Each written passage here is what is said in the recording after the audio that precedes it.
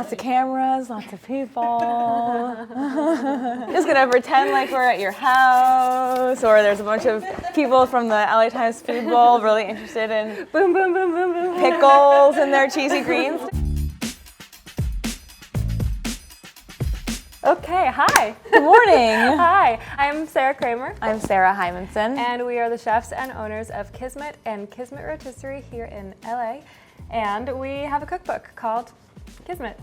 And it's vegetable-loving recipes, bright and fresh vegetable-loving recipes. We're making this bright and fresh vegetable-loving recipe. This is actually, I mean, it is bright and fresh, but it is like one of our heavier, richer. That's true. That's true. And we're making it because of the holidays that are coming up. This is a really good one to have on those cozier days. Yes, for sure. It is a pickly, cheesy greens dip, but the bright and fresh aspect of it is that it's pickly. And it has, a bunch of chopped herbs in it, which is kind of fresh. Greens, herbs, pickles, really gives it a nice twist. Generally, we do love dips. We're big time. We're saucy. We're saucy. A dip is also a sauce. True. Yeah. I don't know. We could talk about dips all day, but shall we not?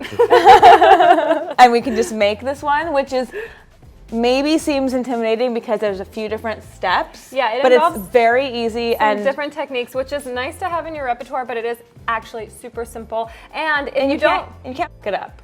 You can't mess it up. You kind of can't overcook a dip. No, you can't overcook it, number one, so you're in great territory. Also, a little hack, if you don't want to start with fresh spinach, you can start with frozen, no big deal, very, very easy. So it comes together super fast. Okay, now we're just gonna blanch in batches. The spinach is gonna go very quickly. It doesn't take very long, but we do want to make sure that the stems are soft so that you're not biting into very crunchy pieces of greens. I often get asked, like when I'm cooking with friends, like what is blanching? For people who are less familiar with cooking. And I'm like, it is just a boil. Yeah, just a quick boil. Just a little salt and a quick blanch makes vegetables delicious with no other effort. Cooking before you're, Now I'm gonna blanch the parsley, including the stems, and we really want this to be soft. So sometimes it's gonna take 5 whole minutes if it's particularly fibrous, and you can kind of, before you drop it in the water, you could taste the stem. This is actually pretty tender, even though it's quite thick. It doesn't need to be super fine, but you do want it to be small enough that you don't end up with like large pieces of spinach.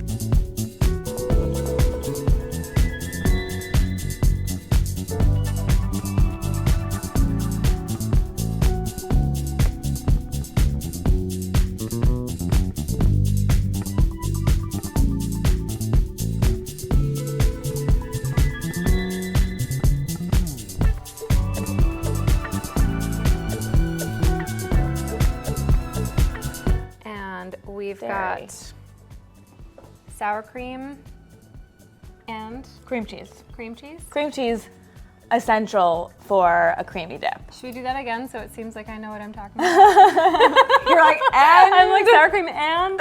What is this? Mystery dairy?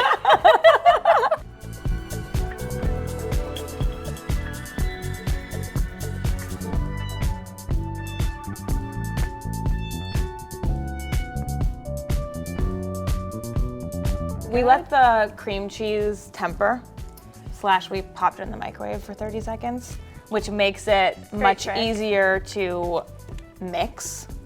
I would say that if your cream cheese isn't warm enough to easily mix in a bowl, then maybe first combine it with the other dairy and try to make that even, and then add your greens into it, because it's gonna be hard to evenly combine the cream cheese with the rest of it if it's not soft enough to, be kind of at least spreadable.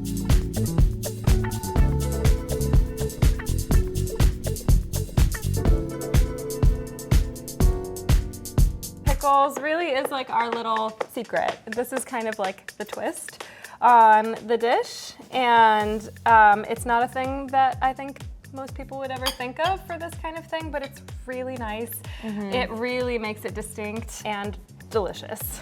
And just, again, brings a pop of acidity to a really rich dip. I will say that what's important is that they're very acidic. They're very pickly. So don't get a sweet pickle. Don't get a sweet pickle. And while our dip is in the oven, we are going to make the little panko topping.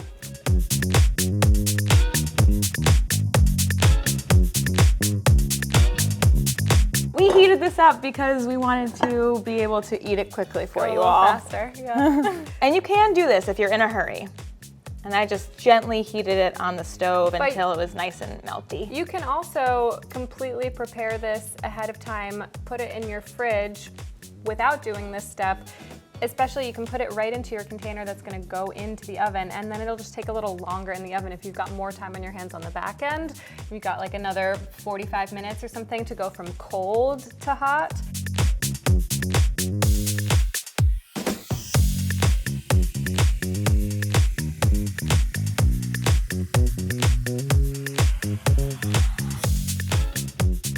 Here we go. Ta-da.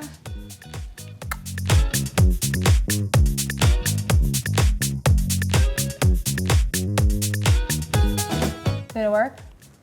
It's really good. Wow, I'm gonna have more. Honestly, better than I remember. Really? Mm-hmm, so good. Look at this. You're covered.